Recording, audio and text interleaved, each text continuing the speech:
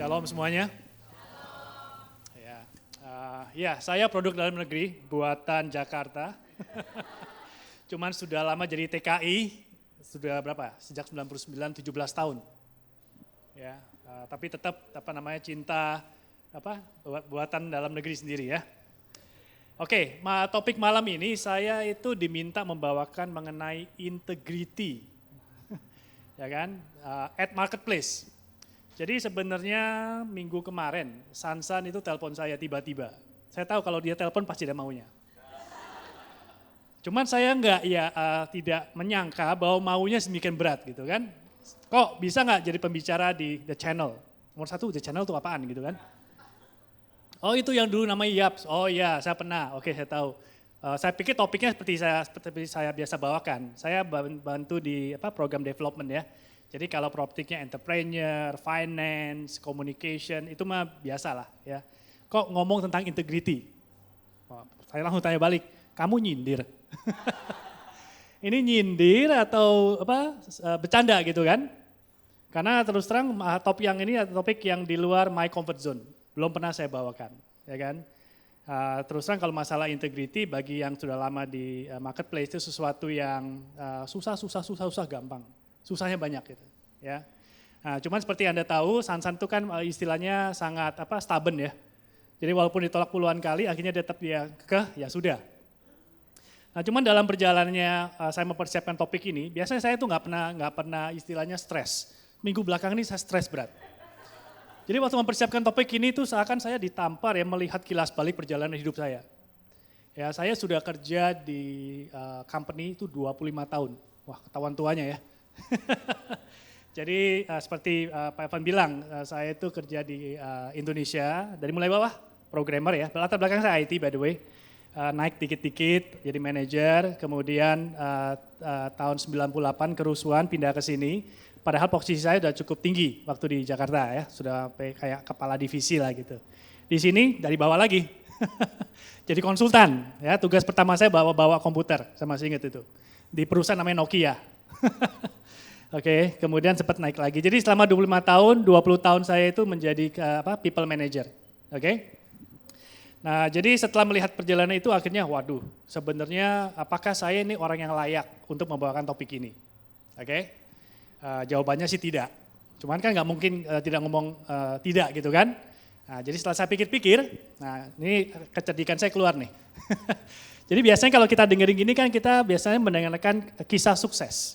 Ya kan, kisah keberhasilan. Nah kalau saya justru mau kebalikannya. Saya akan menceritakan pergulatan hidup saya, perjuangan saya menghadapi yang namanya integritas.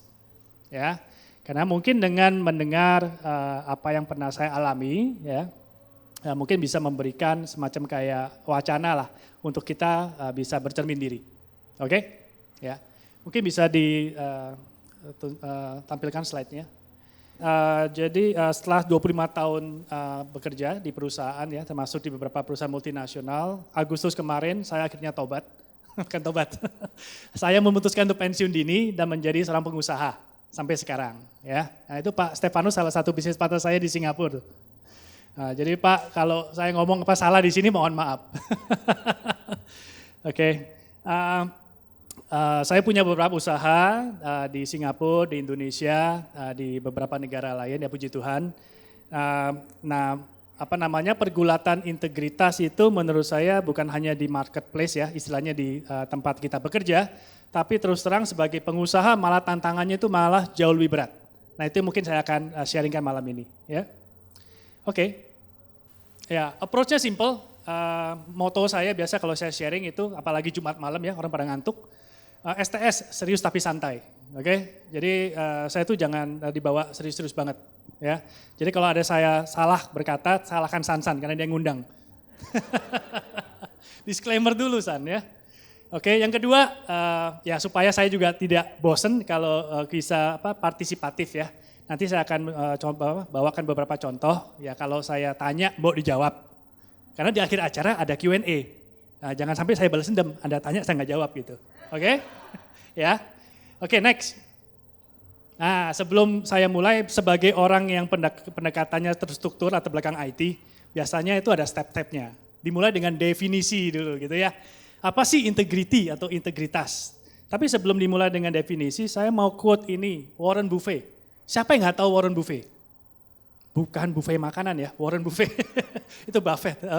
Ini salah satu investor paling ternama lah, salah satu orang terkaya di dunia. Ya. Jadi dia ngomong, dia bilang ya, if you are looking for people to hire, typically we are looking for 3 different qualities. Okay, number 1 is integrity. Second is intelligence, and the third one is energy. Nah ini biasanya saya juga kalau interview orang saya ngeliat ini 3. Ya. Jadi kalau teknik interview saya, biasanya saya ngomong sedikit, orangnya saya paksa ngomong banyak. Sambil mengharapkan dia salah ngomong gitu. Serius, ya kan? Karena dari pembicaraan si interviewee, itu kita bisa menangkap beberapa istilahnya itu insights atau tanda-tanda apakah orang ini cocok tuh kita tuh tidak, ya. Jadi sering sekali saya lihat itu kalau intelligence, energi itu biasanya itu cukup default given lah. Orang datang biasanya dengan semangat membawa semangat 45 kan, nggak mungkin ngelamar kerjaan lemes gitu. Ya, wah, pakai bajunya keren, pakai dasi ya. Sepatunya disemir gitu kan. Kemudian intelligence juga biasanya sudah melalui filter awal, ya. Tapi integrity ini yang biasa kita lihat, ya. Beberapa yang saya suka cek. Nah ini mungkin yang mau ngelamar kerjaan bisa sebagai masukan ya. Jadi saya kadang-kadang kasih pertanyaan jebakan, nah, jebakan Batman ya kata orang Jakarta gitu kan. Why are you leaving? Why did you leave? Why are you planning to leave your current company? Gitu kan? Oh gitu. Ada yang orang udah persiapan tuh, ya. Dia bilang, I'm looking for better opportunity. A standard answer. Oke. Tapi saya biasa probing, tahu probing, tanya terus. Akhirnya kebenarannya mulai muncul. Mulai dia ngomong, oh ya, I hate my boss. Oke, I was discriminated in my company. Atau satu degree banyak kali terjadi, malah menjelek-jelekan. Nah orang-orang kayak gini biasanya itu minus nilainya di mata saya gitu ya. Kalau mereka bisa menjelek-jelekan rekan kerja mereka sendiri, apalagi kalau mereka masuk ke tempat kita gitu kan, itu mungkin salah satu pertanda awal. Ya, jadi ya kalau kalian ditanya pertanyaan jebakan itu mesti lebih lebih pintar ya. Jangan sampai kena jebakan. Oke? Nah, Warren Buffett bilang, kalau kita tidak punya the first which is integrity, the other two will kill you. Benar, banyak sekali orang pintar, banyak sekali orang punya energi, tapi mungkin orang yang punya inti tidak sebanyak yang kedua hal tadi. Gitu ya. Jadi kalau saya, integritas adalah sesuatu yang utama. Ya, saya sangat setuju dengan Warren Buffett ini. Next one. Jadi integrity itu apa sih? Oke. Kalau mau cari definisi kan larinya ke kamus ya. Oke, next one. Menurut kamus, kata integritas atau integrity itu dari bahasa Latin, integer. Bagi yang pendidik latar belakang IT ada di sini? Background IT? Hah, nggak ada. Waduh kasihan bener. Nggak berani ngaku.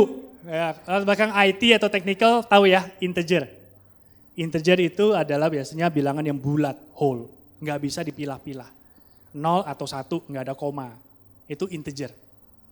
Oke, bukan float gitu ya, atau adalah sesuatu yang bulat, integer. Nah dari definisinya integrity adalah quality of being honest and having strong moral principle. Oke. Jadi ada aspek kejujuran. Yang kedua adalah the state of being whole and undivided. Ya. Jadi menurut saya ini adalah definisi yang sangat jelas. Jadi kalau ngomong integritas ada sesuatu yang tidak bisa ditawar-tawar.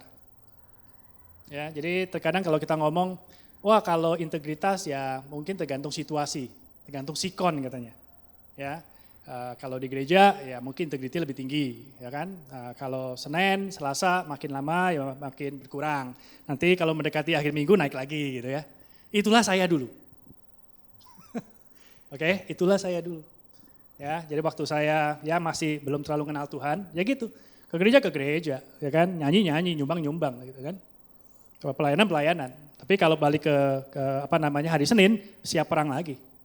Oke, perang di corporate, perang di company, ya. Jadi menurut saya integrity waktu itu adalah sesuatu yang relatif, tidak sesuatu yang bulat, tergantung situasi, ya. Tapi menurut definisi yang kita lihat, sebenarnya integrity adalah sesuatu yang whole, sesuatu yang bulat, undivided, ya, tidak bisa ditawar-tawar. Next. Nah, integrity. Ini saya suka nih. Integrity is doing the right thing even when no one is watching. Nah, oke. Jadi terkadang kita itu bertindak bukan hanya tergantung dari situasi, tapi tergantung dari kondisi. Kondisi di mana kalau kita di hadapan umum, ya kita istilahnya jaga image kan, jaim bahasa Jakartanya, ya jaga image. Ya kan, kalau nggak ada orang, ya itu antara kita dengan yang di atas kan, itu sesuatu yang berbeda. Nah, menurut quote dari C.S. Lewis ini, ya kan, even no one is watching, ya kan, we have to still be doing the right thing. Itulah integrity. Ya, next one. Nah, ini dia dari unknown ya. Unknown ini bukan saya. Saya juga nggak tahu dari siapa itu. Jadi menurut dia, a person is not given integrity. Jadi integrity itu bukan sesuatu yang dibawa dari lahir. Ya kan? Integrity adalah proses, relentless pursuit of honesty at all times. Jadi adalah proses pencarian kejujuran, ya kan, dalam segala waktu. Ya, dengan kata lain, ya kan, kalau kita mau menjadi seorang yang berintegritas, itu nggak bisa mendadak. Itu harus berdasarkan latihan, proses pertumbuhan. Ya, jadi ini sesuatu yang saya juga mengerti gitu ya. Kalau dulu memang saya suka jatuh, ya kan, ya mungkin dengan bertambahnya umur juga ya, dengan sering bercermin ya akhirnya saya mengakui, oh iya ya, oke saya jatuh, saya bertobat, ya kan. Habis itu saya coba improve, kadang-kadang jatuh lagi, ya kan, tobat lagi, ya kan, improve lagi. Menurut saya itu oke, ya kan. Tapi ya itu waktu kita bertobat untuk bersungguh-sungguh gitu ya. By the way, saya bukan pastor. Oke, next. Ini lagi. What is integrity exactly? Ya kan? Ada 3 area yang menurut slide ini ya. So the first one is firm adherence to a code of actually moral or artistic value. Jadi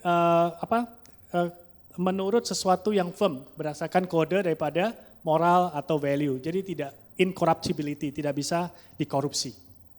Ya kan? Yang kedua, unimpaired argument.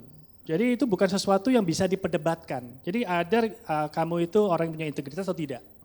Gak bisa setengah-setengah. Kembali lagi itu kembali definisinya kan. Ya. Jadi nggak ada integrity yang berdasarkan sikon, nggak ada integrity berdasarkan kondisi. Gitu. Dan yang terakhir adalah the quality of state of being complete or undivided. Completeness. Ya. Oke, next one. Nah, 3 in 1, ya bukan kopi ya. Tapi ya ini saya temukan salah satu slide ya, 3 in 1. Jadi kadang-kadang orang tuh suka menggunakan istilah 3 ini yang dianggap itu mempunyai arti yang kurang lebih sama, ya kan. Tapi kalau saya boleh mungkin sharing, ada 3 nih, value. Value adalah belief in which you are emotionally invested, either for or against something. Ya. Value ini adalah nilai-nilai dasar kita, ya, yang nggak bisa ditawar. Kalau mungkin di Alkitab itu seperti kayak hukum Taurat lah. Kita tidak boleh apa? Tidak boleh membunuh, tidak boleh berzina, tidak boleh bersaksi dusta, tidak boleh menginginkan milik orang lain. Ya, yang lainnya apa lagi ya? Ada 10. Ini ada sesuatu menurut saya itu value, ya, yang di dalam kita sebagai apalagi umat Kristiani ya, orang-orang benar ya, umat Tuhan. Adalah sesuatu yang ada di dalam kita yang tidak bisa ditawar-tawar. Either kita setuju atau kita tidak setuju. Ya kan? Nggak ada yang ngomong, oh di negara lain membunuh itu boleh. Oke? Di sini membunuh tidak boleh. Ya, itu menurut saya adalah basic values. Oke? Ethics. Ethics adalah principle of conduct. Jadi aturan berperilaku. Oke? Menurut saya ethics itu ada beberapa, contohnya etika di masyarakat atau istilahnya norma. Norma bermasyarakat, ya, norma bertetangga, ya kan? Atau juga di perusahaan, ya, itu ada namanya code of ethics, ya. Mungkin yang bekerja di perusahaan kan pertama kali masuk ada tuh tanda tangan. Code of ethics, ya. Tidak boleh korupsi, tidak boleh menerima ini, tidak boleh membocorkan rahasia perusahaan. Ya gitu-gitu. Itu namanya code of ethics, ya. Nah, integrity menurut saya adalah bagaimana kita bisa behave according to moral principle. Jadi mana kita bisa berperilaku berdasarkan value yang ada di dalam kita, ya. atau ethic professional rules in which you believe leading others to respect and trust you. Nah, ini definisi integritas yang lain. Ya, bagaimana kita bisa menggabungkan value yang istilah tidak bisa ditawar-tawar, ditambah dengan professional rules dalam kehidupan kita sehari-hari, ya kan, sehingga orang itu bisa menghormati dan percaya dengan kita.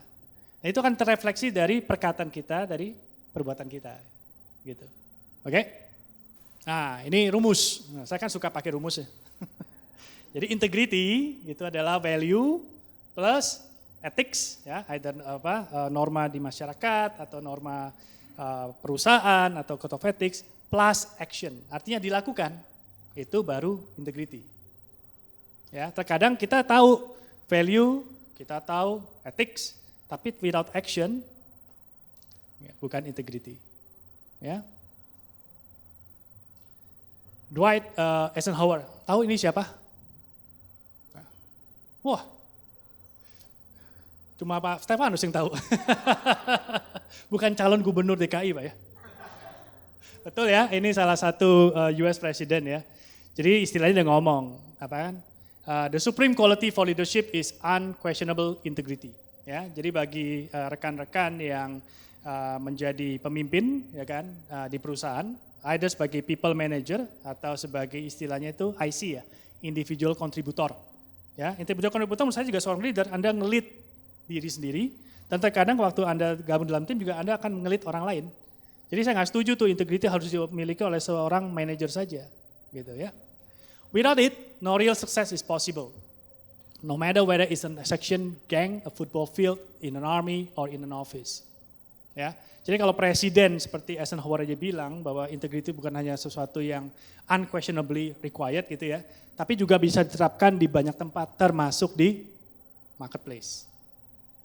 Oke, ya. Nah ini yang membawa diskusi saya ke arah marketplace sekarang. Next one. Oke, itu definisi ya, udah tahu ya. Menurut saya integrity ada sesuatu yang whole, yang undivided. Nah ini. Kita kan ngomongnya definisinya sesuatu yang bagus, yang baik, yang semua orang itu setuju, ya kan? Reality at the workplace. Oke. Nah, ini saya mau buka-bukaan ya. Bagi yang setuju silakan, bagi yang nggak setuju ya setuju saja ya. Maksa kita ya. Jadi kalau kita yang kerja, apalagi yang sudah tahunan ya, mungkin masih baru, belum terlalu ngalamin peliknya office politics. Tahu office politics ya? Ya, politik kantor. Oh yang gini, kenceng-kenceng. Siapa yang nggak pernah ngalamin office politics? Kalau nggak ngalamin, saya mau apply di perusahaan dia tuh. Ya, jadi memang kenyataan di company adalah memang suatu entity ya, di mana memang terutama di banyak perusahaan performance itu nomor satu. Oke, result oriented lah ya, apalagi di MNC. Jadi result. Ya, saya suka bercanda di company itu banyak sekali lines, tahu lines? Nah, garis ya. Tapi linesnya gini, ada bottom line, ada timeline, ada deadlines. Apa lines yang lain? Ya kan? Nah, bos kita kalau datang pasti ngomongin lines gitu kan. What about deadline? Okay? What about your bottom line? Gitu kan? You miss your deadline this time, gitu kan? Jadi memang kita sudah terbiasa untuk di pressure. Oke? Belum lagi company menerapkan sistem KPI atau KPI. Key Performance Indicator. Performance Management. Ya, itu pakai dashboard. Ada warnanya tuh. Green, yellow, red. Atau super red. Ya kan? Nah, itu dulu saya itu pernah kerja satu perusahaan ya yang dashboardnya itu sebesar ini. Kertas ukuran berapa itu ya? A3. Nah, itu pun lampunya itu banyak gitu. Oke? Jadi tugas kita setiap 2 minggu adalah mempersiapkan dashboard. Oke? Untuk persiapan aja perlu seminggu. Oke? Nah, seminggunya itu adalah istilahnya membantu atau memaksa quote unquote anak buah kita untuk bisa mempersiapkan dashboard. Jadi kerjanya dashboard. Ya, kenyataannya begitu. Itu yang pertama. Yang kedua adalah tingkat persaingan. Ya, terutama pada saat kita mulai menanjak. Ya, kita tahu piramid. Nah, ya piramid gemuk di mana? Oh, bukan di atas ya? Itu piramid yang kebalik ya. Ya, di company pun begitu, kenyataannya begitu. Kalau kita masih di bawah, masih oke, ya, masih happy-happy, ya, masih istilahnya semuanya dianggap sebagai teman, ya kan? Mulai naik ke atas, ya kan? Tentunya jumlahnya berkurang, apalagi ke atas. Jadi makin ke atas, tingkat persaingan untuk promosi itu terus terang makin tinggi. Ya, sebagian besar karyawan yang saya amatin, terutama utamanya masih mula-mula ya, itu banyak tujuannya bekerja. Ya, kalau mencari nafkah itu sesuatu yang given. Ya, tapi juga banyak orang yang memang mempunyai ambisi untuk bisa menempati posisi setinggi mungkin, secepat mungkin. Ya, terkadang dengan menghalalkan segala cara. Ya, jadi ilmu sikut-sikutan itu sesuatu yang given, itu nggak pernah diajarin.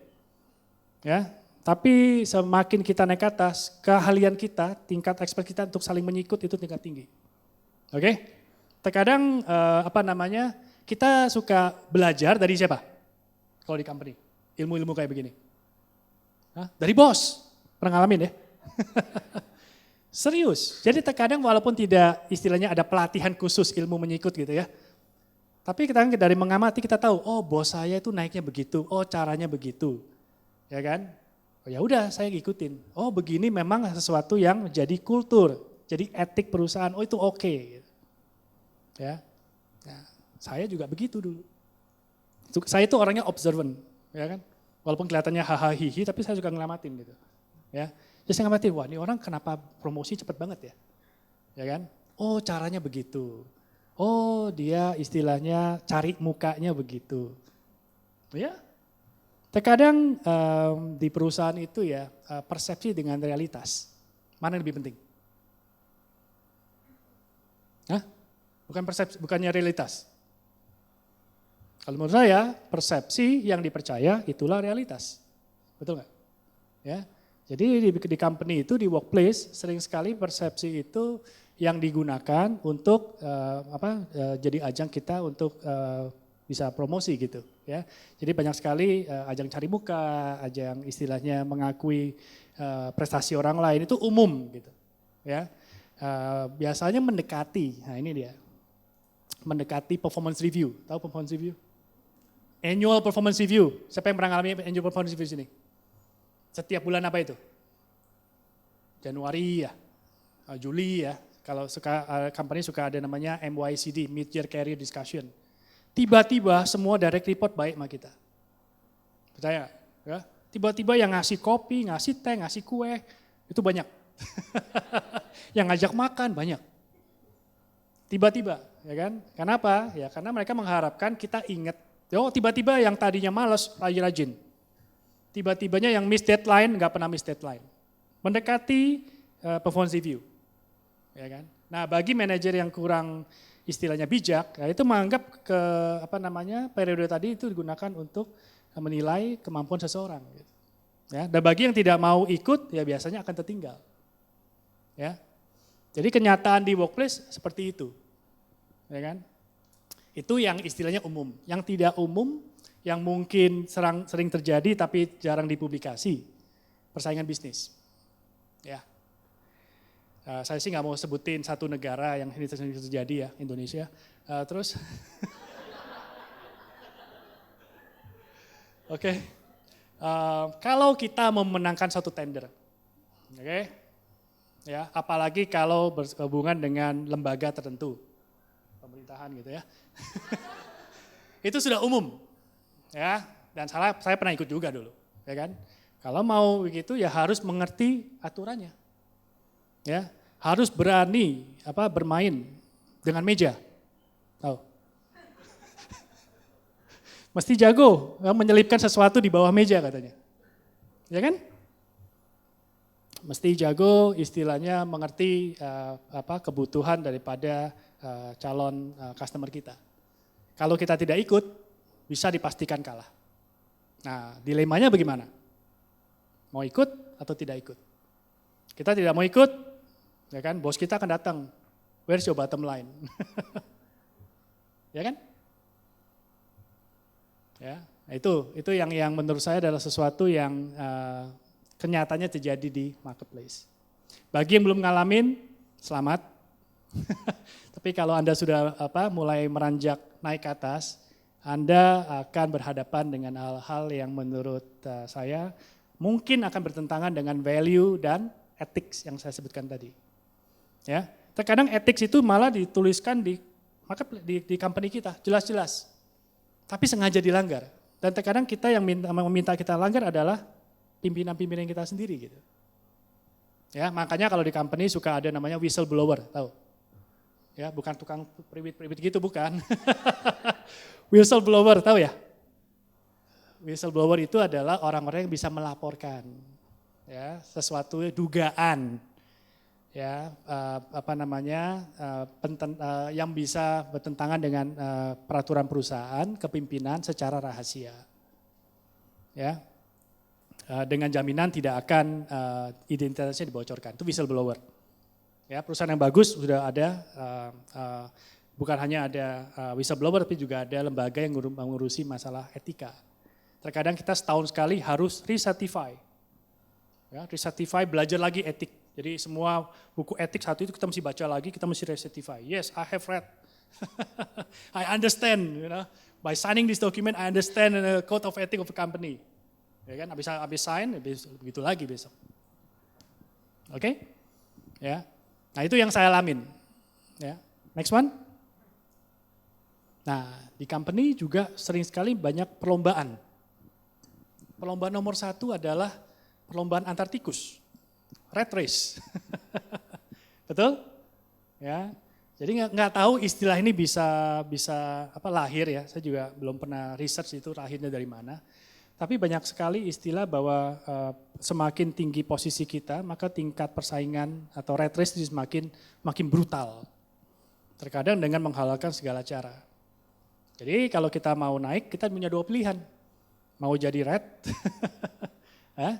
atau mau jadi cat gitu. Ya. Nah, saya berapa kali pernah ngalamin ini. Ya kan? Pertama-tama saya ikut. Oh, menang ya di promosi. Kemudian tahun berikutnya begitu lagi. Akhirnya saya gerah, ya, capek juga jadi begini kan. Terus saya memutuskan untuk keluar gitu. Ya, itu adalah alternatif yang saya ambil waktu itu karena saya melihat ini sesuatu yang tidak sehat, tidak wajar. Ya, jadi kalau ada yang orang ngomong bilang ke saya, waduh Denny saya nggak punya pilihan, saya harus join rat race. Saya bilang everybody has an option. Gitu. Saya nggak percaya nggak ada opsi. Cuma terkadang kita itu berani ngambil tidak. Nah ini adalah menurut saya imbas atau impact dari integritas. Terkadang kita harus ambil keputusan yang sulit. Yang mungkin pada saat itu kita lihat nggak masuk akal. Gitu. Ya kan? Nah, cuman saya mau sharing ya. Saya udah berapa kali ngambil itu dan ya puji Tuhan.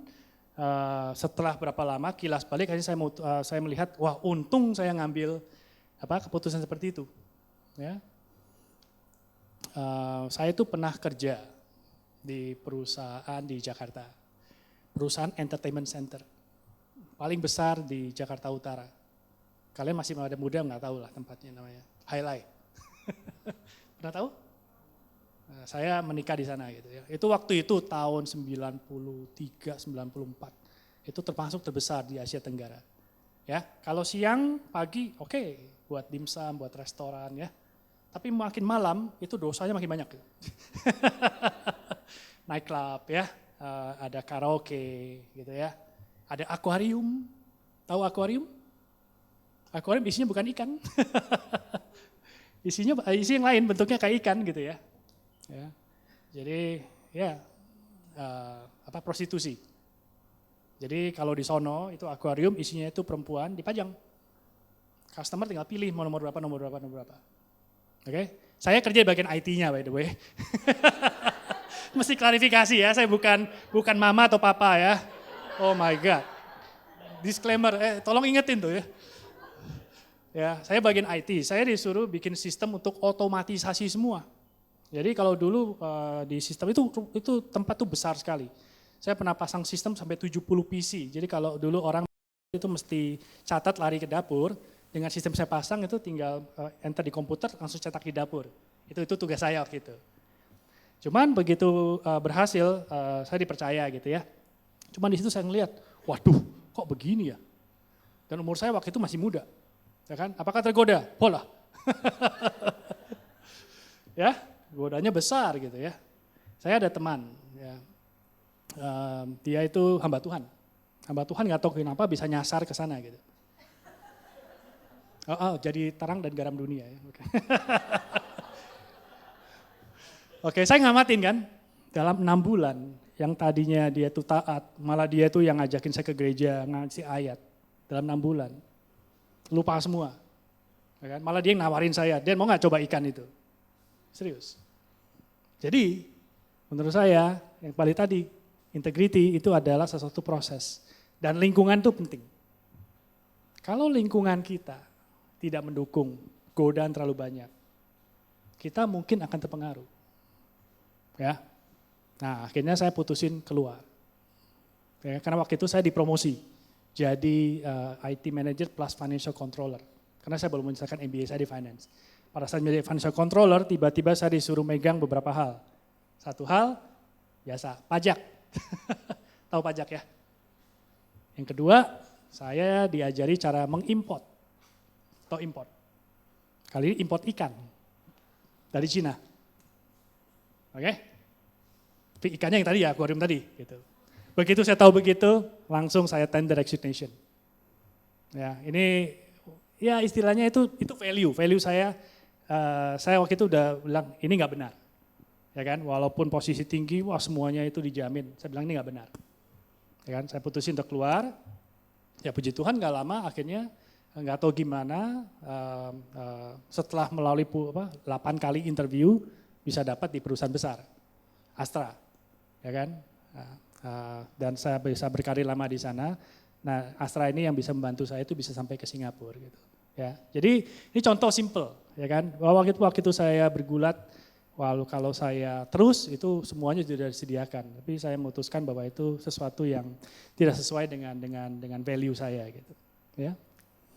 Nah itu kembali ke kenyataan ya. Rat race yang kedua dog eat dog, tahu? Anjing makan anjing gitu. Makanya siapa yang ngasih istilah kayak gini saya juga nggak tahu ya. Kayaknya itu satu brutal banget gitu ya. Kayak isinya company itu binatang semua kayak zoo gitu ya. Rat race, dog eat dog gitu kan. Tapi benar. Jadi semakin tinggi biasanya ilmu office politiknya juga semakin tinggi, makin parah. Ya. Jadi sikut-sikutan, geng-gengan, koalisi. Ya. Terkadang orang itu tidak merokok jadi merokok demi apa? Supaya bisa ikut namanya smoke break. Ya. Itu sesuatu yang sudah umum di dunia marketplace. Ya. Oke, next. So, apa yang mendefinisikan seorang Kristen ya di marketplace kalau begitu ya? Kita udah lihat integrity itu sesuatu yang memang harus kita lakukan. Kenyataan di marketplace itu sesuatu yang memang tidak mudah untuk dihadapi. Terus apa yang bisa mendefinisikan kita sebagai orang Kristen gitu? Ya. Oke, next one. Nah, ini ada beberapa ayat ya setelah saya berjuang untuk cari. Malu juga kalau kesini nggak pakai ayat gitu ya. Ya, itu nomor 1 ya. Mazmur 15:1-4, Amsal 2:7-9, sama Efesus 4:2-5. Bisa dibaca sendiri ya. Tapi yang saya mau baca sama-sama hari ini, next one. Nah, ini Alkitab saya. Oke. Ini ya, ini bahasa Inggrisnya. Mungkin saya baca bahasa Indonesianya. Siapa yang boleh datang kepada Tuhan? Mazmur Daud. Tuhan, siapa yang boleh menumpang dalam kemahmu? Siapa yang boleh diam di gunungmu yang kudus? Yaitu dia yang berlaku tidak bercela. 1 ya. Yang melakukan apa yang adil dan yang mengatakan kebenaran dengan segenap hatinya. Yang tidak menyebarkan fitnah dengan lidahnya, yang tidak berbuat jahat terhadap temannya, dan yang tidak menimpakan cela kepada tetangganya. Tetangganya kalau di marketplace ya colleague lah ya. Yang memandang hina orang yang tersingkir. tapi memuliakan orang yang takut akan Tuhan, yang berpegang pada sumpah walaupun rugi. Nah, itu yang 4 saya paling istilahnya tertemplak buk gitu ya. Jadi mau nggak kita berani ya berpegang terhadap integritas kita walaupun rugi? Apakah kita siap untuk tidak mendapatkan proyek? Ya, dengan risiko dengan risiko tidak dapat proyek, tapi kita memegang integritas kita. Nah ini, ya. Jadi mungkin sesuatu yang kita sebagai umat Kristen ya bisa merenungkan. Next one, ini juga hasil riset saya ya. Jadi ada 4 atribut, 4 karakteristik seorang Kristen di marketplace. Nomor 1 itu dari kitab Daniel 1 ayat 22:1 adalah excellence. Ya. Jadi kalau kita mau menjadi umat Kristen yang baik di dunia usaha, kita harus berusaha menunjukkan performance kita yang terbaik. Ya, jangan istilahnya kita memble. Kalau orang memble bisa ngomong, Kristen, kerjanya memble, atau malah menggunakan alasan. Aduh Pak, maaf deadline-nya miss, kemarin saya sibuk di gereja. Apa imbasnya? Bagi orang yang mungkin tidak kenal Tuhan kan, gereja lu bikin repot ya. Ya kan, kalau begitu lain kali nggak usah ke gereja. Saya juga nggak mau ke gereja kalau kayak begini. Ya kan, justru kita sebagai orang Kristen mesti menunjukkan performance kita yang terbaik, sehingga kita bisa menjadi istilah terang dan garam gitu. Yang kedua, integrity yang seperti saya bicarakan tadi, ya di Mazmur 51. Jadi Tuhan sudah mengatakan di jelas di Mazmur ya, hal-hal yang kita harus pegang dari sisi integritas. Banyak dari situ ada sesuatu yang tidak mudah, ya kan? Siapkah kita berpegang pada sumpah walaupun rugi? Waduh, itu berat itu. Apakah kita bersedia tidak menghina orang-orang yang tersingkirkan? Jangan kalau orang dihukum, kena demote gitu ya, malah kita syukurin. Atau kebalikan, orang yang dipromot malah kita sakit hati karena kita dilangkahi. Nggak gampang tuh. Ya, saya cukup beruntung. Jadi selama ini mungkin waktu masuk di perusahaan itu sebagai orang yang paling muda. Tapi belakang-belakangan dengan bertambahnya umur, saya melihat anak buah saya juga itu makin muda. Pernah pertama sekali itu saya dilengkain, ya kan, bekas anak buah saya atau peers, bukan anak buah, peers, rekan sekolega, kita sama-sama report ke manajer dipromosi, akhirnya dia yang dipromosi, ya kan. Sakit nggak perasaannya? Sakit, kesel. Ya kan, karena saya yakin performance gue lebih bagus. Kenapa dia yang dipromot? Ya, itu kenyataan di marketplace. Ya kan? Ketiga, menjadi servant leadership. Ya, servant leadership ini dari 2 kata, servant dan leadership. Menurut saya, atau menurut yang disebutkan di Matius ya, 20:27, bukan saya. Kalau kita mau memimpin orang, ya kita harus mempunyai jiwa sebagai seorang servant, sebagai seorang hamba. Dengan kata lain, kita harus bersedia melayani, bukan dilayani sebagai seorang pemimpin. Apakah ini gampang? Susah. Di perusahaan kalau kita naik, justru kita mau dilayani, ya kan? Tiba-tiba pasukan kita makin besar, ya bisa tuh orang suruh beli gorengan, beli kopi, beli teh, bawa baju kita ke laundry, ya, perbaiki mobil saya gitu ya. Dulu saya begitu, jujur aja, ya kan? Wah begitu naik jadi kepala divisi, asik, semuanya tersedia gitu. Anak buah saya kayak my assistant gitu loh. Ya kan, kadang-kadang tidak ada pembatas antara profesional dengan personal gitu. Ya, tapi kalau menurut atribut nomor 3, justru kalau kita dipromot menjadi seorang leadership, kita harus lebih melayani, bukan selalu minta dilayani. Gak gampang ini.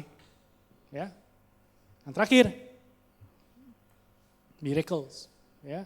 Jadi sebagai umat Kristen bukan hanya kita bisa menunjukkan performance kita, tapi kita juga harus menunjukkan istilahnya itu mujizat, ya dalam pelakuan, dalam perkataan kita gitu, ya. Nah saya berapa kali ya puji Tuhan mengalami sendiri, gitu, ya. Pernah istilahnya perusahaan saya itu diakuisisi, ya kan? Wah, semuanya resah, terutama yang atas-atas. Ya, wah kena tebas nih. Ya, apalagi perusahaan yang akuisisi kita itu jenisnya sama. Oke? Nah, ada 2 pilihan waktu itu. Selama periode namanya integrasi atau transisi. Ya, kita sebenarnya bisa membuat integrasi itu selama mungkin, sesulit mungkin, sehingga kita bisa stay selama mungkin gitu. Itu taktik, ya kan? Atau kita ya tunjukkan hal 1-3. Tunjukkan performance malah lebih bagus, ya kan? Tunjukkan bahwa kita punya integrity, siapapun pimpinan kita berhak istilahnya melakukan perintahnya dan menjadi servant leadership gitu. Dan puji Tuhan bukannya istilahnya dikasih slip untuk di layoff, malah dikasih slip untuk di retention package. Sesuatu yang istilahnya itu nggak umum gitu. Ya kan? Nah, menurut saya itu mujizat. Ya. Oke. Next one.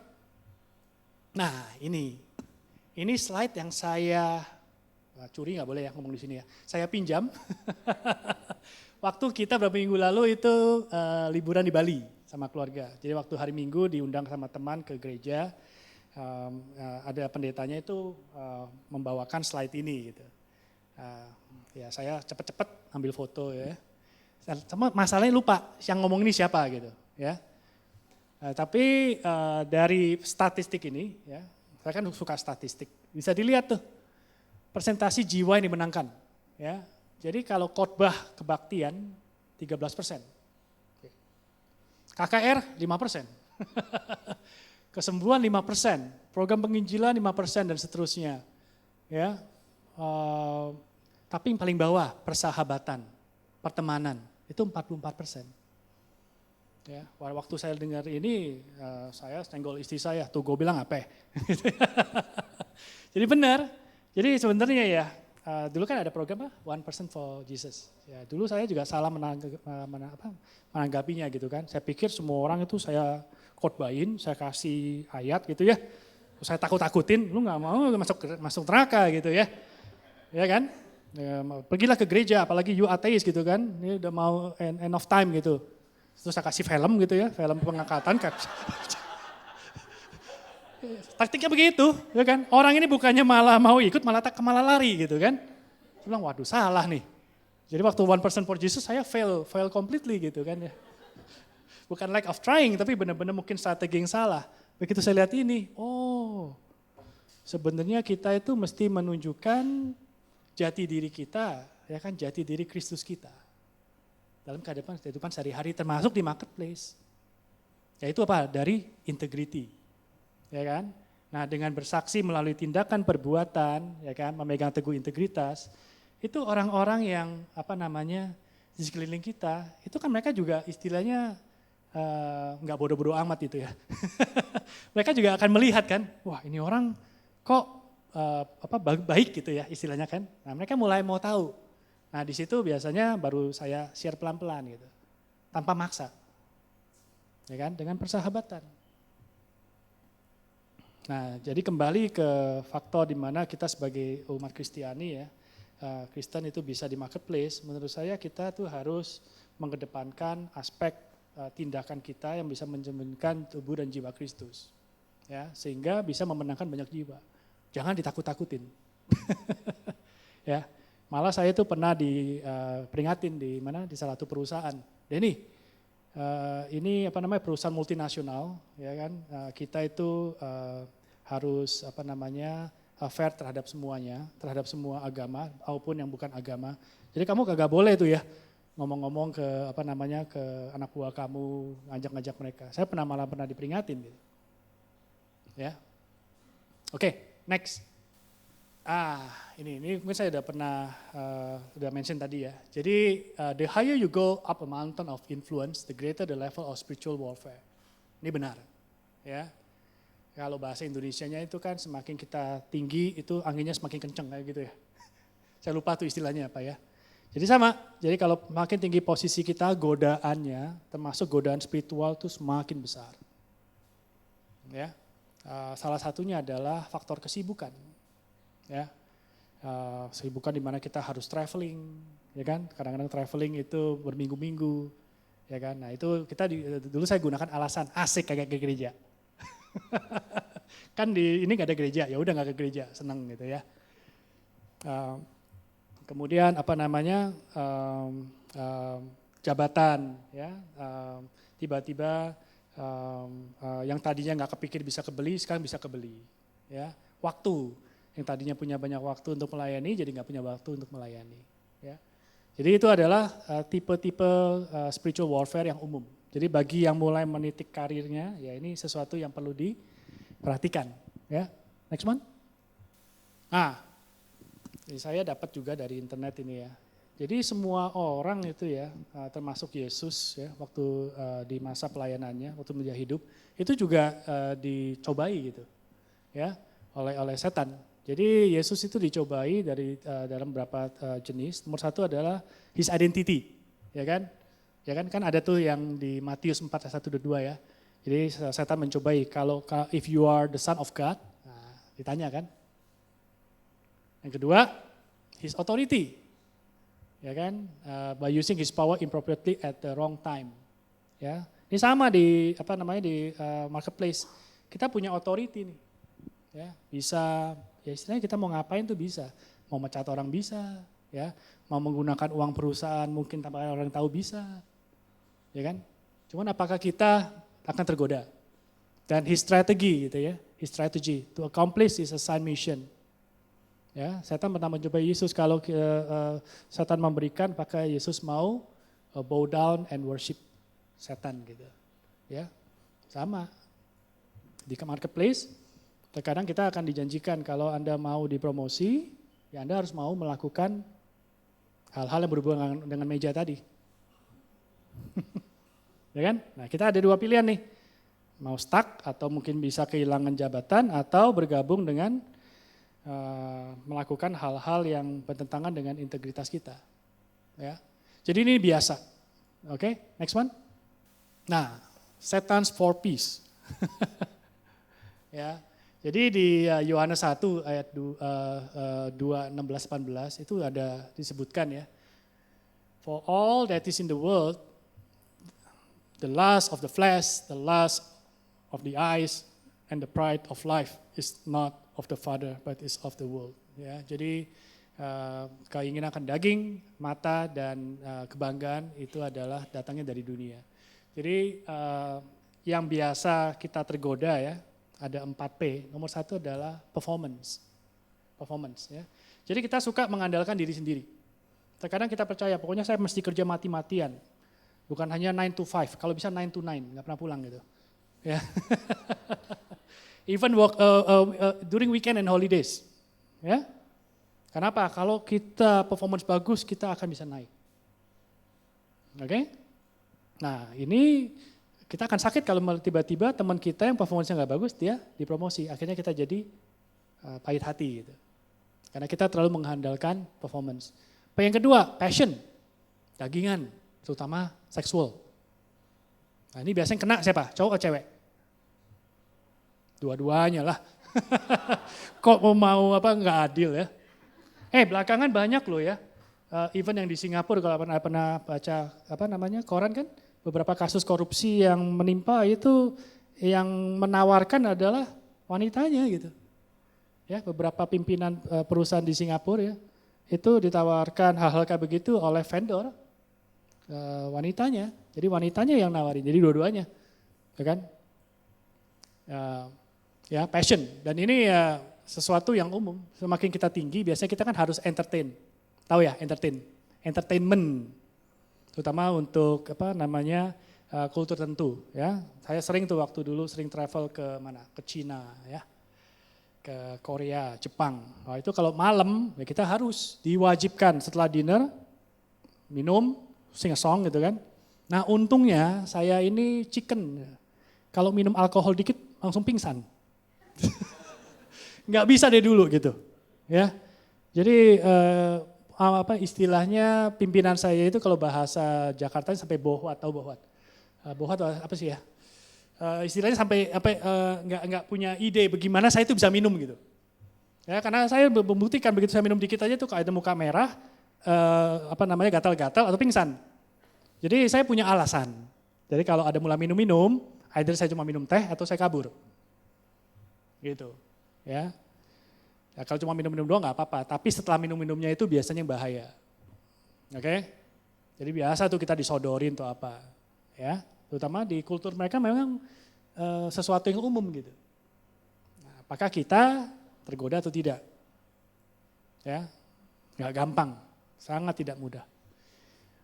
Possess ice, ya. Nah, dengan semakin tinggi posisi kita, tentunya pendapatan kita juga makin tinggi kan. Ya, kalau pendapatan tinggi biasanya apa? Pengeluarannya makin rendah atau makin tinggi?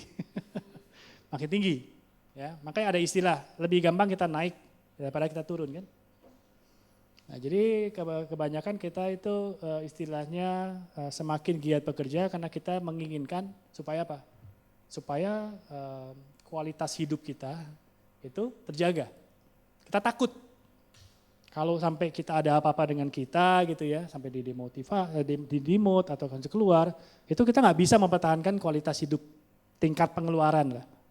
Ya kan? Nah ini yang terkadang jadi dilema. Mau integrity, tapi kalau saya begini, waduh nanti saya pernah pecat lagi gimana? Ya. Dan yang terakhir, posisi. Banyak orang ya itu cari pekerjaan itu bukan melihat dari pendapatannya, tapi dari title. Pernah dengar? Wah kalau mereka dapat posisi manager, director, VP, presiden, mereka sangat senang gitu. Ya kan? Walaupun terkadang digunakan sebagai batu loncatan. Ya. Jadi kadang-kadang tuh name card itu sangat sesuatu yang prestis. Jadi kalau ketemu kita nggak bilang name card aja dikasih gitu. Ya kan? Supaya apa? Mereka itu mau tahu. Nah ini masalahnya Facebook nih. Ya, reuni kan. Betul pada saat reuni itu menurut saya sih ajang pamer. Ya kan? Udah mau ketemu, kerja di mana? Oh saya sudah jadi presiden. Betul nggak? Betul apa betul? Ya. Nah sama, terkadang kita tuh hang on to our position too much, too long. Ya, terkadang dengan atas nama integrity gitu. Kita compromise our integrity supaya hang on posisi kita. Karena kalau kita keluar nggak jadi direktur lagi, malu dong. Ya kan? Ketemu temen, masih kerja di bank ini sebagai VP. Waduh udah enggak, sekarang cuma manajer. Muka kita taruh di mana? Taruh di sini. Mau taruh di mana? Ya kan? Ya, nggak gampang. Ya. Nah, jadi ini next one. Ini trik-trik yang ini bukan trik yang bukan baru ya. Jadi udah work for centuries gitu. 4P. Ini sometimes your talent takes you beyond where your intrigue can keep you.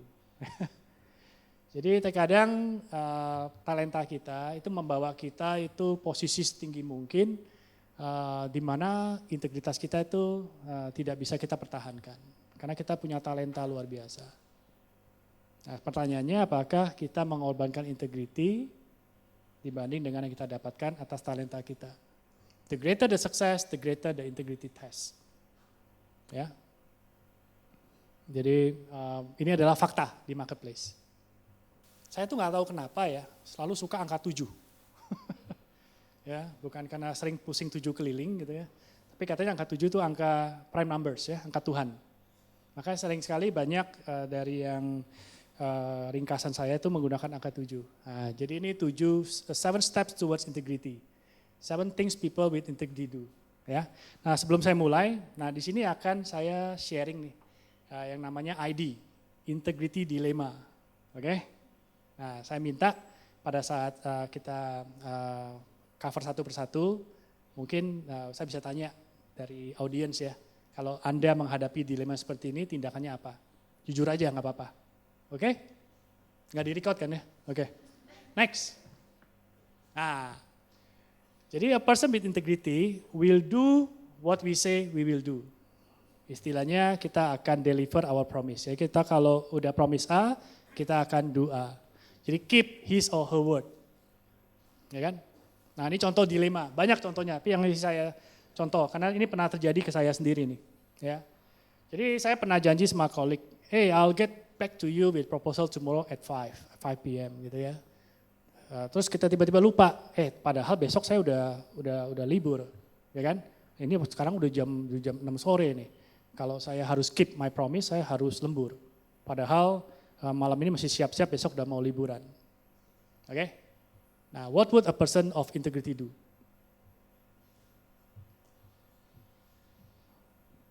Anyone? Hah? Pak? It's okay. Gampang atau susah? Gampang. Gampang susah. Kok lihat? Integrity is a integer, whole. Tidak boleh tergantung sikon, tidak boleh tergantung kondisi. Bercanda ya, bercanda. Ya, gimana menurutnya? Kalau sama bos saya selalu kontak pasti ya. Iya. Ini dia sama kasih. Kalau aku sudah 9.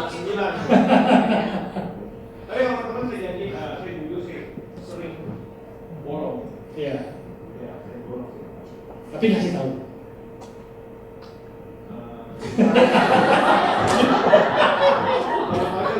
Lusa.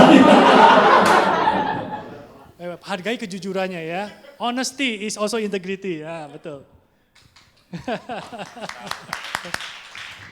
Sama, dulu saya juga kasus saya waktu itu sama. Bos saya kan udah approve saya take a day off tomorrow. Ya kan? Ya udah.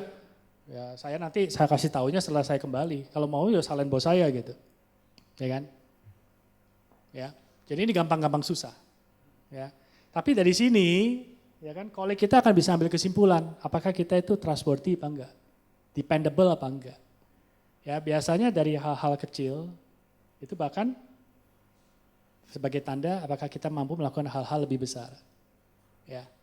Jadi dari pengalaman saya, seringkali kita itu mengabaikan hal-hal yang kecil. Ya. Oke, next one. A person with integrity is taking responsibility. Ya, jadi totally responsible for his or her actions, does not blame other people for things. Jadi taking responsibility, own our own action gitu ya, dan tidak blame others. Nah ini dia nih, contohnya. Ya, I accidentally leak sensitive info to the company's main competitors. Wah lu. Bahaya nih. I'm sure nobody would find out about this negligence. Gak sengaja, ya kan? Di sosial media gitu kan, karena kita terlalu passion gitu ya, kita kasih tahu. Woi, kita akan rilis ini new phone, feature-nya kayak begini. Kita kirimin fotonya, kita posting di Facebook gitu. Ayo gimana? Wah ini tapi kalau lapor ke bos udah pasti dah. Pecat. Mikir ya. Oke. Ada yang berani nekat? Jawab gimana? Ada yang pernah ngalamin nggak? Enggak ya?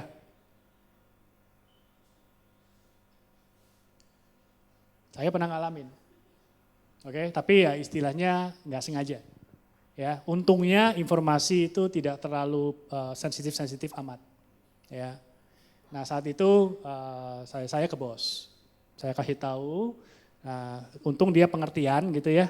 Jadi kita ambil istilahnya corrective action untuk minimize impact, gitu. Ya. Tapi kalau di situasi lain, hal yang kayak gini ini nggak gampang. Apalagi kalau kita yakin nggak ada orang yang bakal tahu gitu. Atas expense kita punya posisi di perusahaan. Ya, taking responsibility adalah salah satu kriteria integrity. Nomor 3, taking care of ourselves also, jangan lupa gitu ya. Jadi a person with integrity can support him or herself, doesn't depend on others for everything. They include taking care of your needs and stay physically fit and have enough money. Nah ini dia, integrity dilemanya. My direct report will never dare reject any request from me, including handling my personal matters, buying coffee, buying groceries. They seem to do it willingly. Tadi saya disita ya, saya paling ahli gini dulu. Ya kan, hidup saya sebagai kepala divisi, senang sekali gitu. Datang, ya kan, lihat-lihat, semuanya sudah tersedia, ya kan. Habis itu tinggal ngomong sama bos, main golf gitu kan. udah pulang. Ya. Kita yakin nggak ada yang berani nolak perintah kita. Cuman apakah ini sesuai dengan integrity? Kalau kita memang bisa melakukan sendiri, walaupun ada anak buah yang mungkin bersedia, ya kan? Menurut saya ya jangan mempergunakan, ya jangan menyalahgunakan posisi kita gitu. Ya, next one. Thinking of the big pictures. People of integrity think how everyone else around them is doing. They often ask, is this good for everyone or just for me? Jadi lihat big picture, jangan cuma ngeliat diri kita sendiri. Contohnya nih, a colleague that has been very mean, tahu mean ya, kejam, sadis gitu ya, jahat. Suddenly approach you for help on the important project. Tiba-tiba baikin kita gitu, tolongin. Tadinya tuh jutek, jahat gitu ya, tiba-tiba minta bantuan. Dan kita tahu kalau kita ngebantuin, ini orang mungkin bisa dipromosi gitu. Ya kan? Nah, pilihan kita balas dendam atau bantuin. Nah, mikir lah. Pernah ada yang ngalamin nggak? Ayo jujur. Hah? Sering? Sering ya? Saya juga sering. Pertama kali pindah Singapura, ya karena Inggris terbata-bata, ya bahasanya English gitu ya, Indonesia English gitu. Sering sekali dikerjain gitu kan, apalagi bagi orang masih muda. Nah, tiba-tiba datang baik-baikin gitu kan. Kita tahu, oh ada udang di balik rempeyek. Nah, kita dihadapkan dalam dua pilihan. Mau bantuin, karena kalau kita bantuin emang bagus untuk company, atau kita balas dendam, kita kerjain. Bantuin atau kerjain. Oke? Nah, orang yang punya integrity, kita harus lihat big picture. Ya, next one. Respecting others, think of other people as better than myself, give other people honor, and expect to receive from other people. Nah, ini dilema contohnya. Jadi kita dengan tim, recently itu invented a breakthrough innovation that would please my boss. I can take the credit being the leader of the team with the opportunity to be promoted. Ini claim credits, ya. Wah, kita performance bagus walaupun sebagian besar itu hasil karya tim kita, ya. Tapi kita coba klaim victory-nya sendiri supaya kita dipromote. Sering apa enggak? Kalau di gereja gini-gini ada enggak ya? different topic. Marketplace dulu ya. Sering apa enggak?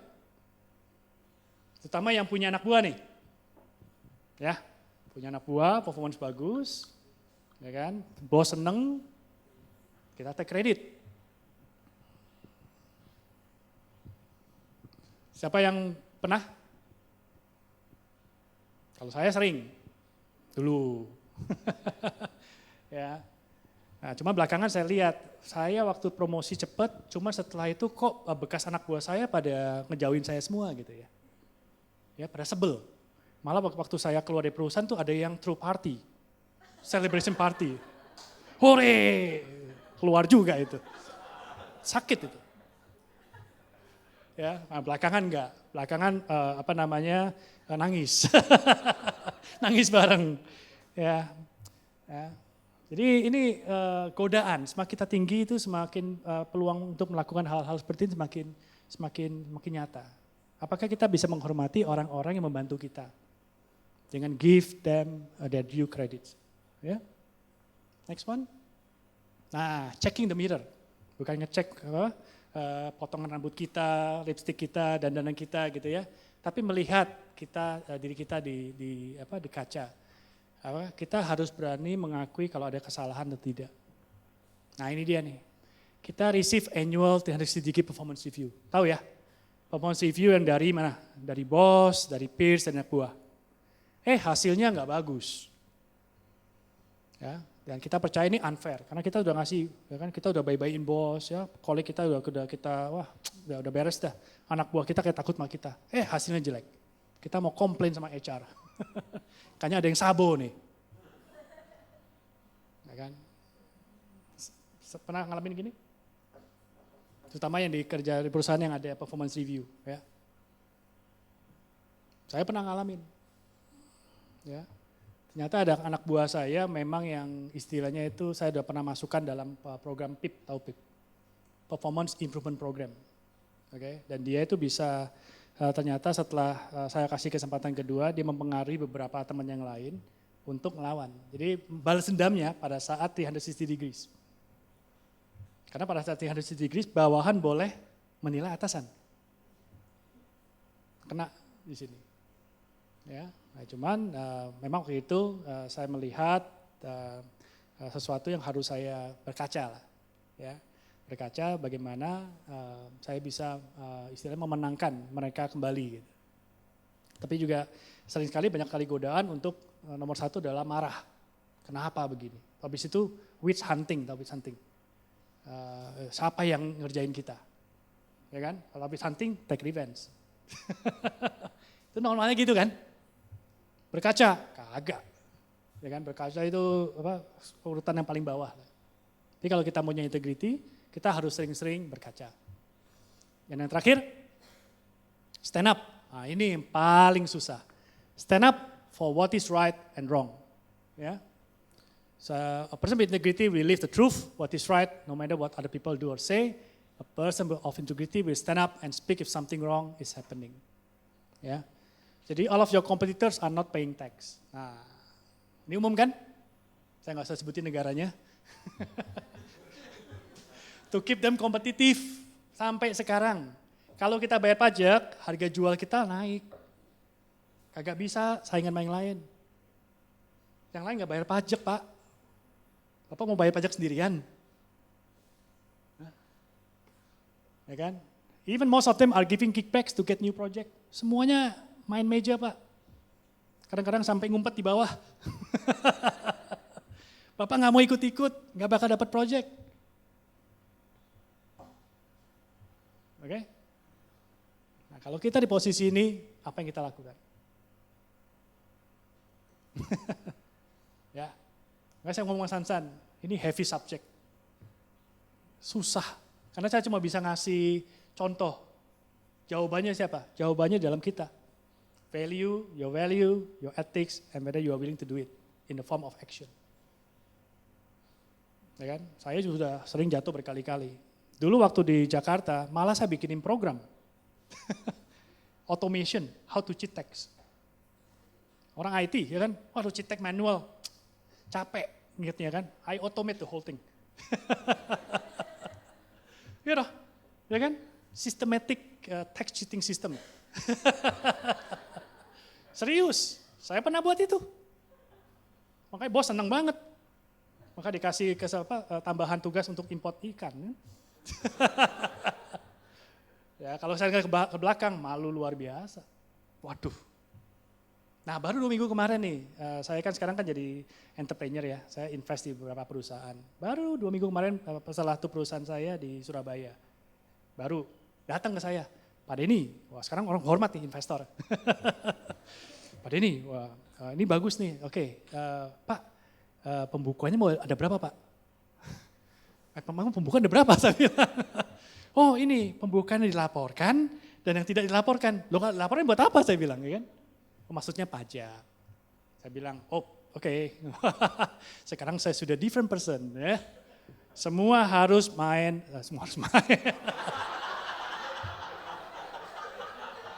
Not that person anymore. Ya. Semuanya harus main bersih. Nah, oke. Saya nggak peduli, saya bilang ya, ini dari investor nih. Oke, saya kagak mau ada laporan buku A, buku B bikin pusing, ya kan?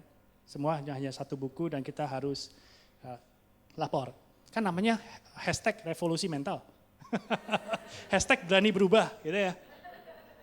Ya kan? Nah, itu sering sekali muncul. Ya. Jadi bukan hanya di dunia pekerjaan, malah kalau istilahnya kita di dunia usaha, hal-hal kayak gini tuh makanan sehari-hari. Jadi kalau iman kita nggak kuat, godanya banyak. Oke? Oke, udah 9:30. Oke, so summary. So there is wholeness in the integrity. Ya, jadi integrity itu tidak ada tergantung situasi, tidak ada tergantung kondisi. Ya, 0 atau 1. Either you are living with your integrity or not. Integrity itu adalah melakukan value dan ethics. Ya, nggak cuma diucapkan tapi dilakukan. Ini bagi yang di dunia marketplace, semuanya dikerja ya, kalau saya kasih tahu ya. Ya, mungkin harus don't sign up for rat race or don't eat nut dogs. Eat hot dogs boleh, ya. Tapi jangan sikut-sikutan eat another dog, oke? Eat hot dog saja, ya. Integrity at workplace, ya, ada 4 di mana kita itu harus menunjukkan apa? Performance atau excellence, ya. Harus uphold kita punya integrity, harus menjadi servant leadership, pemimpin yang mau melayani, dan kita harus menunjukkan mujizat, ya. Sehingga ingat apa? Kalau kita mau menangkan jiwa, cara yang terbaik adalah melalui persahabatan, melalui cara kita bicara, cara kita bertindak yang mencerminkan tubuh dan jiwa Kristus. Itu sih yang saya dapat di Bali dulu. Ya, terakhir, ingat, setan 4P, ya, performance, apa tadi? Passion, apa? Position ya? Sama apa tadi satu lagi tuh? Yang apa? Flash ya? Ya. Dan yang terakhir, to deal with 7 IDs, integrity dilemma. Ya. Jadi kalau lupa semua yang saya sharing hari ini, ingetin deh ya, kondisi-kondisi yang tadi. Semuanya gampang, susah. Oh salah ya, susah, gampang. Ya, tapi kalau kita sebagai orang yang mempunyai integritas, ya tentunya pasti kita punya istilahnya itu Roh Kudus, ya, yang akan bantu kita untuk melakukan sesuatu yang benar. Oke?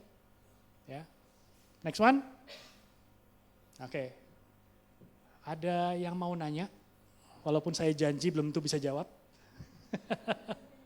Silakan. Pak Stefanus.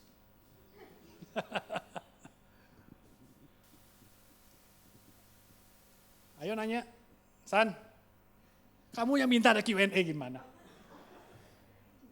Jelas atau membingungkan atau tidak masuk akal? Saya udah bilang ini out of my comfort zone ya. Saya lebih baik ngajarin bisnis daripada ngajarin. Tapi ya nggak apa-apa. Dengan ini, yes, aduh, I'm very happy. Silakan. Dulu. Ya. Gini Pak, maksud saya gini, nama saya Jelita. Gini Pak, maksud saya mungkin Bapak dulu ya punya banyak anak buah kan. Terus kalau Bapak ketemu yang menurut Bapak integritinya kurang, Yes. Bapak biasanya apa step-stepnya yang Bapak lakuin? Oke. Ya, nomor 1 adalah, ini bagian daripada prosedur perusahaan, ya kita harus ajak bicara. Jadi tempat saya itu saya mempraktekkan sistem one to one. Jadi weekly, kadang-kadang bi-weekly one to one. Karena kita itu diskusi, sharing, performance. Tapi 10-15 menit terakhir itu biasa saya lebih relax. Saya nggak suka one to one di kantor. Biasanya di tempat kopi, teh, bawah gitu, lebih informal. Orang dibikin relax, habis itu kebuka, ngocehnya lebih banyak. Trik aja, trik. Performance review juga saya nggak pernah di kantor, ajak keluar. Oke? Kalau mau deliver bad news lebih gampang. Ya, kita harus kasih tahu. Terkadang indirectly, ya, dengan menggunakan contoh, ya. Tapi kalau memang kadarnya atau tingkat pengulangannya sering sekali, saya akan lebih direct.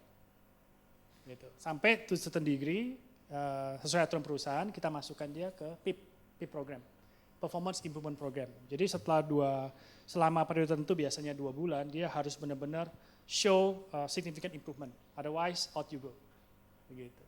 Ya. Tapi saya suka sekali menggunakan cara-cara yang informal dengan cerita gitu. Karena saya pikir orang itu bisa mikir gitu. Ya kan, dengan cerita, dengan studi kasus gitu ya. Sampai orang itu enggak berasa. Tapi kalau bebel juga, baru saya menggunakan cara yang lebih direct. Ya, oke. Ada lagi. Tapi nomor 1 adalah ya kita harus menjadi teladan. Karena kalau kita mau dia untuk melakukan hal yang sesuai integriti, kitanya sendiri ngasih contoh yang jelek anak buah, ya orang kan juga akan lihat, dah ini bos, omong doang. Oke, Anda lagi? Lain kali mesti bawa hadiah Pak Stefanus. Biasanya kalau bawa hadiah pertanyaan banyak. Saya bawa ya. Telur Paskah. Oke, ada lagi? Oke ya. Kalau nggak ada, next one. Terakhir. Jadi if you have integrity, nothing else matters. If you don't have integrity, nothing else matters. Ya. Jadi menurut saya itu integrity adalah sesuatu yang utama. Ya. Saya percaya bahwa orang akan mengingat kita setelah kita itu kembali ke rumah Bapa ya. Apa yang kita ucapkan, kita lakukan. Bukan apa performance apa yang kita sudah raih. Itu yang menurut saya adalah legacy yang kita bisa tinggalkan. Apakah kita itu bisa uphold our integrity to the last. Itu loh. Itu yang membuat kita itu berbeda. Itu menurut saya definisi terang dan garam dunia yang benar. Oke? Oke, kalau nggak ada, terima kasih sudah mau mendengarkan celotehan saya. Okay.